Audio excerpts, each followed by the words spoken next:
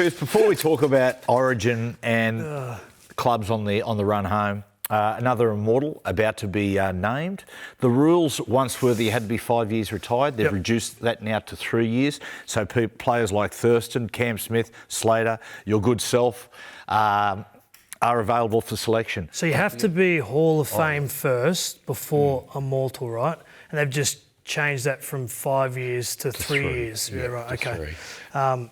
Geez, there's some good players through the generation that would absolutely deserve being there. Give me five, in your opinion, that deserve consideration. Yeah, so I'll go sort of my generation, or the one I understand, so I'm not going to go back early days to, what the great Coote and everything did. So I'm going to go Fittler and Lockyer. I think what Fittler did as a young star in the competition, captain of Australia, arguably in the conversation, New South Wales' greatest ever players. Lockyer, for me, dominated the game at two positions. Fullback 5'8", he was the best at it.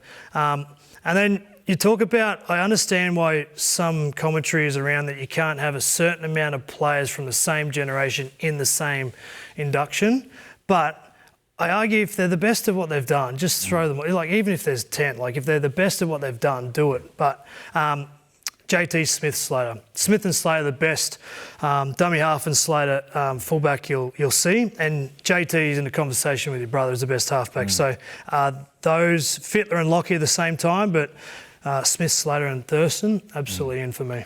The five I've picked are sort of from different generations, some in mine, some just before me, and then Ronnie Coote as well. But Glenn Lazarus, I got Lazo down. Like Lazo, he is just one of the greatest winners the game has seen. So what, 5 or 6? I think it was 6. So he wins a grand final. He goes back-to-back with the Canberra Raiders. They won a competition before that. Yeah. Then Brisbane can't win a competition, right? There's a missing ingredient. So he went. So Wayne went and got Lazo. Yep. They win in 92, 93. They won in 97 and 98. He was injured for one of those. Might have been 98. I'm not exactly sure. Yep. And then he has a bad ankle injury, and they think, he's probably served his time. He goes to finish off at the Melbourne Storm. Yep. What do you know? Second year there. Does the cartwheel. Wins the competition. Yeah. When Chris Anderson built that roster at the with the help of Reeves and Frank Stanton was there as well. What he did, he said, just give me a great front rower and give me a great halfback. Now, Noddy at that time was on the way up, and when they signed him, he enjoyed 2 or 3 outstanding seasons with the Melbourne Storm. But that used to be his thing. He said, give me a great halfback, give me a great front rower, and I can win a competition. The other one, Ron Coote, and Ron, as classy off the field as he was on, phenomenal player. Really, known for his, he was a wide running, lock forward, brilliant cover defender, brilliant player. Of course, was crossed the Great Divide, South Sydney, then went to the Roosters.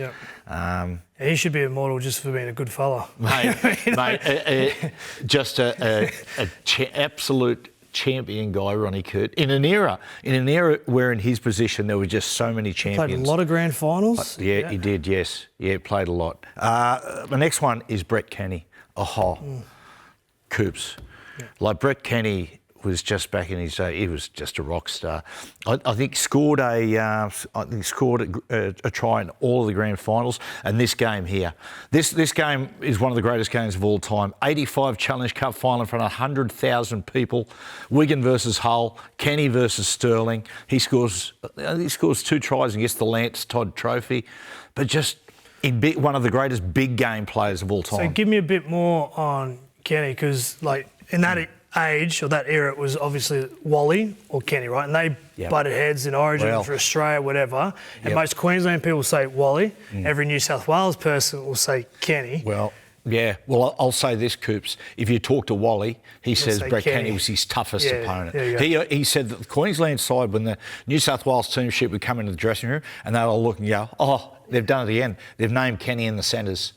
Like for Wally, he was the one player who had the wood on Wally, Brett Kenny. Next one is Alfie. And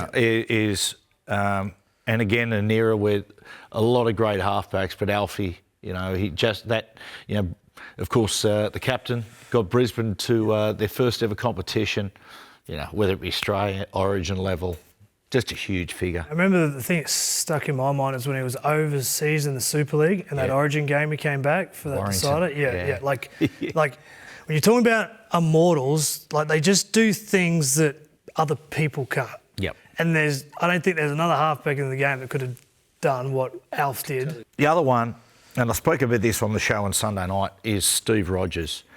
Coops. Steve Rogers wasn't just a beautiful footballer to watch, but made, talking to blokes like Bob Fulton, he said just ridiculously tough. Incredible defender, but famous for what he did with the football. The guy who just had the number 6 there. Got a story about that. Barry Andrews, who was Steve Rogers' best mate. My dad coached, look at this, which is, boom. Yeah. My old man coached Barry Andrews at Cessnock in 1980, right? And I'm a kid, and Barry Andrews was around our house, and there was a bit of a knock on the door, and Barry knew who it was, and Barry goes, "Hey Matthew, why don't you go and answer the door?" "Oh, okay, Panda." That was his name. I opened the door, Steve Rogers. I just went, Steve Rogers. Anyway, we're going up to the Lees Club to see my old man, and anyway, Panda, Barry Andrews is driving the car, and there's myself, Andrew, and Steve Rogers sitting in the back seat. Yeah, right. He's sitting in the middle, and he's sitting there. And on Barry Andrews' floor, he's got 20-cent coins, 50-cent coins, all just sitting there. And Steve Rogers turns to me and he says, "Matthew, who's your favourite team?"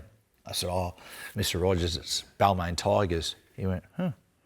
He turned to Joey, and Joey in those days, was a Manly supporter. And he said, "What about you, Andrew? Who's your favourite side?" And Steve Rogers at that point was playing for St George. And Joey, lying little prick, he goes, "Oh, St George, Mr. Rogers." He goes, "Good answer." He said, "See all those coins? They're yours." The funny thing is when you talk about like immortals, when you do things in the game the way that you played and they compare you to them, like for example, Alf, everyone goes, "Oh, short kicking game like Alf." Or when centres move, they go, "Move like Steve Rogers." Yep. Like there's that kind of influence and imprint on the rest of the game.